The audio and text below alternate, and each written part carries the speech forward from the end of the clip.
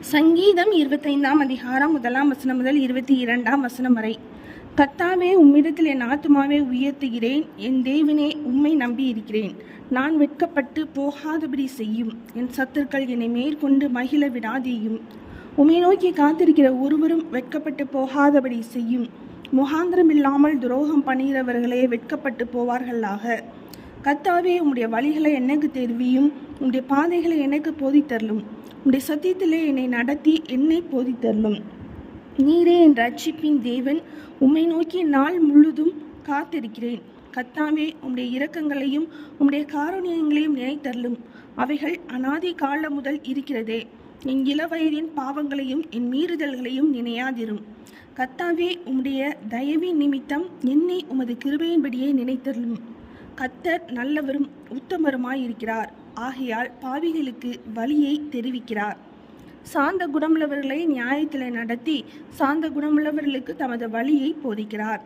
கர்த்தருடைய உடன்படிக்கையையும் அவருடைய சாட்சிகளையும் கைக்கொள்கிறவர்களுக்கு அவருடைய பாதைகள் எல்லாம் கிருபையும் சத்தியமுமானவைகள். கர்த்தாவே, என் அக்கிரமம் பெரிது. உம்முடைய நாமத்தின் நிமித்தம் அதை மன்னித்தரலும். கர்த்தருக்கு பயப்படுகிற மனுஷன் எவனோ அவனுக்கு தாம் தெரிந்து கொள்ளும் வழியை போதிப்பார்.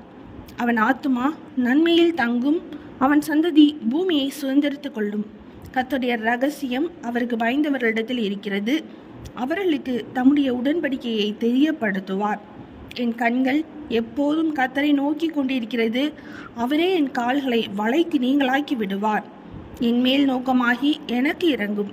நான் தனித்தவனும் சிறுமை படுகிறவனுமாயிருக்கிறேன். என் இருதயத்தின் வியாகுலங்கள் பெருகி இருக்கிறது. என் இறுக்கண்களுக்கு என்னை நீங்களாக்கிவிடும். என் துன்பத்தையும் என் வருத்தத்தையும் பார்த்து என் பாவங்களை எல்லாம் மன்னித்தரலும். என் சத்துருக்களை பாரும். அவர்கள் பெருகியிருந்து உக்கிர பகையாய் என்னை பகைக்கிறார்கள். என் ஆத்துமாவை காப்பாற்றி என்னை விடுவியும். நான் வெட்கப்பட்டு போகாதபடி செய்யும். உம்மை நம்பியிருக்கிறேன். உத்தமமும் நேர்மையும் என்னை காக்க கடவது. நான் உமக்கு காத்திருக்கிறேன். தேவனே, இஸ்ரவேலை அவனுடைய எல்லா இக்கட்டுகளுக்கும் நீங்களாக்கி மீட்டுவிடும். சங்கீதம் 25ஆம் அதிகாரம் முடிந்தது.